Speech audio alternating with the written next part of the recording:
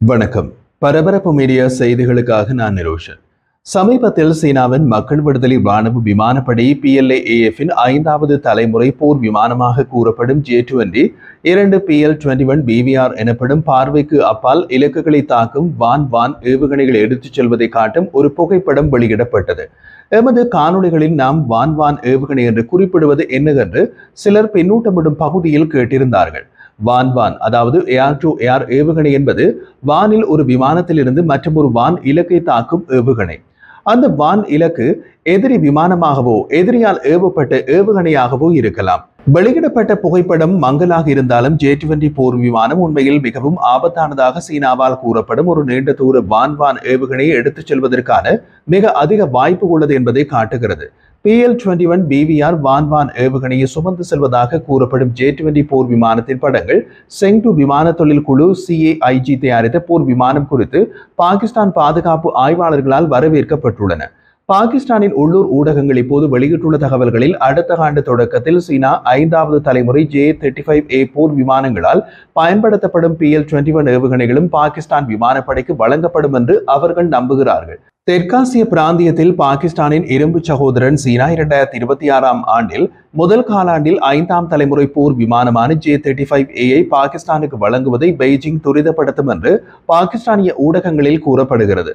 Shenyang விமான கூட்டுத்தாபனம் SAC உருவாக்கி J-35A போர் விமானங்களை பாகிஸ்தானுக்கு வழங்குவதை சீனா 6 மாதங்களுக்கு மேலும் துரிதப்படுத்தும் என்று பாகிஸ்தான் விமானப்படை அதிகாரப்பூர்வ வட்டாரங்களை மேற்கோள் காட்டி பாகிஸ்தானிய ஊடகங்கள் தெரிவித்துள்ளன.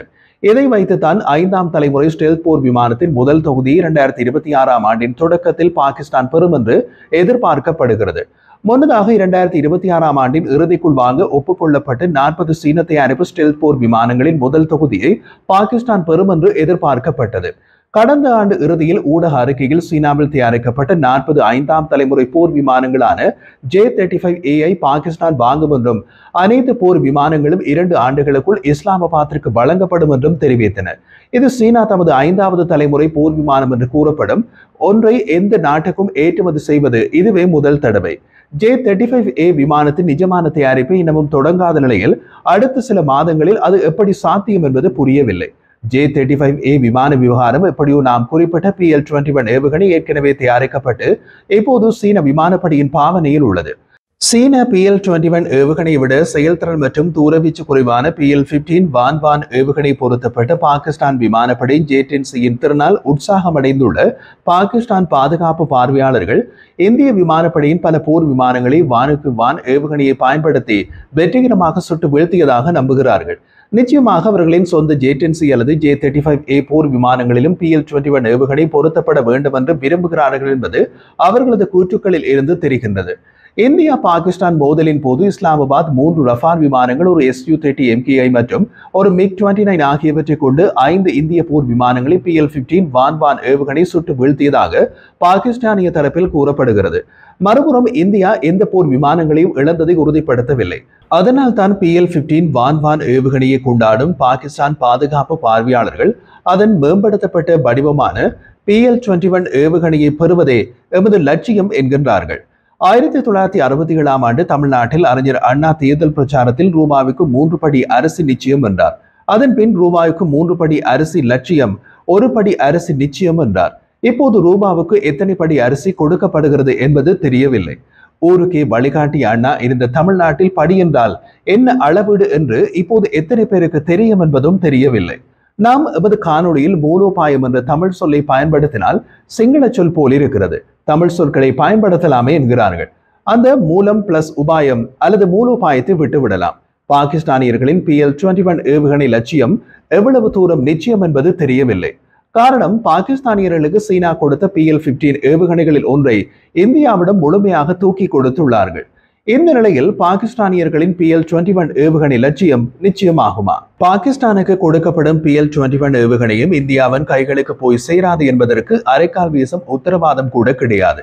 இப்போது சிக்கலில் சிக்கியது அரைக்கால் வீசம். சீனா PL-21 எனப்படும் அதிநீண்ட தூர வான் ஏவுகணையை உருவாக்கி வைத்திருக்கிறது. அதை இன்னமும் வெளிப்படையாக காட்சிப்படுத்தவில்லை.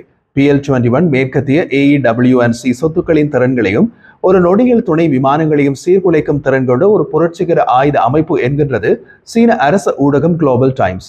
இந்த புரட்சிகர ஆயுத அமைப்பின் அடிப்படை வடிவமான PL-15 ஏவுகணை பாகிஸ்தானின் புண்ணியத்தில் இந்தியாவின் கையில் சிக்கியுள்ளது. அதன் அடிப்படை தொழில்நுட்பத்தை இந்திய நிபுணர்கள் புரிந்து கொள்வார்கள் அல்லது ஏற்கனவே புரிந்து கொண்டிருப்பார்கள். இந்த ஏவுகணை அவாக்ஸ் எனப்படும் விமான எச்சரிக்கை மற்றும் கட்டுப்பாட்டு அமைப்பு விமானங்கள், எரிபொருள் ஏற்றச் செல்லும் டேங்கர் விமானங்கள் மற்றும் மின்னணு போர் விமானங்கள் போன்ற பெரிய வான் இலக்குகளை வீழ்த்துவதற்காக பிரத்யேகமாக வடிவமைக்கப்பட்டதாக நம்பப்படுகின்றது. இவை பொதுவாக விமான போரின் முன் வரிசைகளுக்கு வராது, அதற்கு பின்னால் இருக்கும். 400 கிலோமீட்டருக்கும் அதிகமான தாக்குதல் வரம்பை கொண்டதாக நம்பப்படும் PL-21 மேற்கத்திய விமானப்படைகளின் முக்கிய நன்மையாக இருந்த நெட்வொர்க் மையப்படுத்தப்பட்ட போர் அமைப்பின் ஒரு முக்கிய கூறுக்கு நேரடி அச்சுறுத்தலை ஏற்படுத்தலாம். PL-15 போன்ற வழக்கமான போர் விமானங்களை குறிவைக்கும் BVR ஏவுகணைகளைப் போலல்லாமல் PL-21 அவாக்ஸ் கொலையாளி பாத்திரத்திற்காக வடிவமைக்கப்பட்டுள்ளது. ஏவுகணையின் இருப்பை கண்டறியும் முன்பே தொலைதூரத்தில் இருந்து மூலோபாய இலக்குகளை தாக்கும் விதத்தில் தயாரிக்கப்பட்டிருக்கிறது என்று நம்பப்படுகின்றது. சீன சமூக ஊடகங்களில் பரவும் புகைப்படங்கள் PL-21 ஒரு பெரிய மற்றும் நீண்ட உடல் வடிவத்தை வைத்திருக்கிறது. இந்த ஏவுகணை ஒரு ராம்ஜெட் அல்லது ஸ்கிராம்ஜெட் என்ஜினை பயன்படுத்துவதாகவும் நம்பப்படுகின்றது.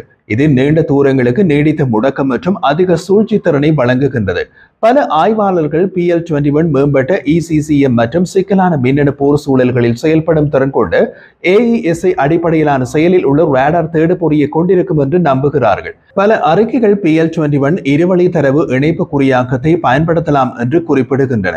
இது ஏவுதளம், அதாவது ஏவுகணை ஏவும் விமானம் அல்லது KG-500 போன்ற AEWNC விமானங்களிலிருந்து நிகழ்நேரத்தில் புதுப்பிக்க சமீபகால தகவல்கள் பெறுவதை அனுமதிக்கிறது என்றும் கூறப்படுகிறது. ஏவுகணை ஏவப்பட்டு அது பயணிக்கும் நடுப்பகுதியில் இருக்கும் போது கூட ஏவுகணைக்கு தகவல்களை கொடுக்க முடியும். ஒரு மூலோபாய சூழலில் PL-21 ஏவுகணை சீனாவுக்கு காற்றில் முப்பரிமாண பகுதி மறுப்பு திறனை வழங்குகின்றது. அது அங்கு முக்கிய எதிரி விமானங்களை மோதல் பகுதியில் இருந்து வெகு தொலைவில் இயக்க தடுக்கலாம் அல்லது கட்டாயப்படுத்தலாம். இதனால் போர் தொடங்குவதற்கு முன்பே மேற்கத்திய போர் ஆதரவு செயல்பாடுகள் முடக்கப்படலாம். அமெரிக்க விமானப்படையின் E-3 சென்ட்ரி அவாக்ஸ், KC-135 டேங்கர் அல்லது RC-135 ரிவர்ட் போன்ற விமானங்களுக்கு சீனாவின் PL-21 ஏவுகணையின் இருப்பு அவை முன்வரிசைகளுக்கு பின்னால் இயங்கும் போது கூட பாதுகாப்பாக இல்லை என்ற நிலையை ஏற்படுத்துகிறது. மேலும் இது ஒருங்கிணைந்த சென்சார் நெட்வொர்க்குகள் மற்றும் ஆதரவை நம்பியிருக்கும் F-22, F-35 மற்றும் மேற்கத்திய ஸ்டெல்த் தளங்களின் செயல்பாடுகளில் நேரடி தாக்கத்தை ஏற்படுத்துகிறது. அமெரிக்க விமானப்படையின் AIM-120 AMRAAM ஏவுகணைகளை மாற்றீடு செய்வதற்காக அமெரிக்காவால் உருவாக்கப்பட்டு வரும் AIM-260 கூட்டு மேம்பட்ட தந்திரோபாய ஏவுகணை JATM நீண்ட தூர வான் ஏவுகணைக்கு சீனாவின் நேரடி பதிலடியாக PL-21 வளர்ச்சி கருதப்படுகிறது. செயற்கைக்கோள்கள் மற்றும் AEWNC-யின் தகவல் ஆதரவுடன் நூற்றுக்கணக்கான கிலோமீட்டர் தொலைவில் போர்கள் நடத்தக்கூடிய எதிர்கால போர்களில் PL-21 போன்ற ஏவுகணையின் இருப்பு முதலில் வான்வழியை யார் கட்டுப்படுத்துகிறார்கள் என்பதை தீர்மானிக்கும். கிழக்கு ஆசியா மற்றும் தென்சீன கடல் பகுதியில் அதன் இருப்பு தொழில்நுட்ப மேன்மையுடன் வான்களத்தில் ஆதிக்கம் செலுத்தும் அமெரிக்கா மற்றும் இந்தோ பசிபிக் நட்பு நாடுகளான ஜப்பான், தென்கொரியா, இந்தியா மற்றும் ஆஸ்திரேலியா போன்றவற்றுக்கு எதிராக வான் சக்தியில் சமநிலைப்படுத்தும் காரணியாக இருக்கும். இன்று வரை PL-21 பற்றிய அதிகாரப்பூர்வ தகவல்கள் வரையறுக்கப்பட்டவை.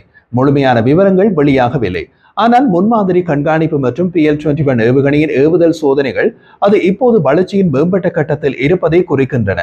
பாகிஸ்தானின் JTNC விமானத்தில் PL-21 ஏவுகணை பொருத்தப்பட்டால் அது பாகிஸ்தான் விமானப்படை PAF-க்கு இந்திய AEWNC டேங்கர் மற்றும் சிக்கின் விமானங்களான நேத்ரா, AEWNC, பால்கன் அவாக்ஸ் மற்றும் IL-78 ஆகியவற்றின் 400 கிலோமீட்டருக்கும் அதிகமான தூரத்தில் இருந்து தாக்கும் திறனை வழங்கும்.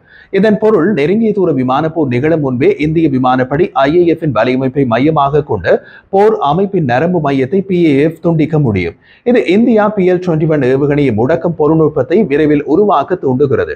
அதே நேரத்தில் அதிக மதிப்புள்ள சொத்துக்களை நீண்ட தூரத்தில் இருந்து பாதுகாக்க S-400, ஆகாஷ் NG மற்றும் LRSAM போன்ற பல அடுக்கு வான் பாதுகாப்பு அமைப்புகளை இந்தியா நம்பியிருப்பதை அதிகரிக்க வேண்டியிருக்கும்.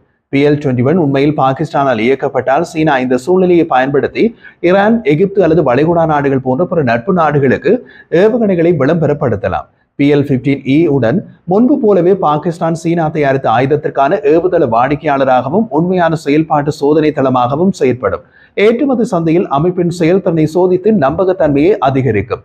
தற்போது நடப்பது வெறும் ஆயுத போர் அல்ல, ஆயுத போர் மற்றும் ஆயுத விற்பனையுடன் ஒருங்கிணைந்த வித்தியாசமான போர். இதில் சீனா இந்தியாவுக்கு எதிராக தனது பினாமியாக பாகிஸ்தானை முன்னிறுத்துகிறது. ஆதாயம் ஏற்பட்டால் அது சீனாவுக்கு, இழப்பு ஏற்பட்டால் அது பாகிஸ்தானுக்கு. பாகிஸ்தான் கண்களை மூடிக்கொண்டு பாலம் கிணற்றில் வீழ்கிறது.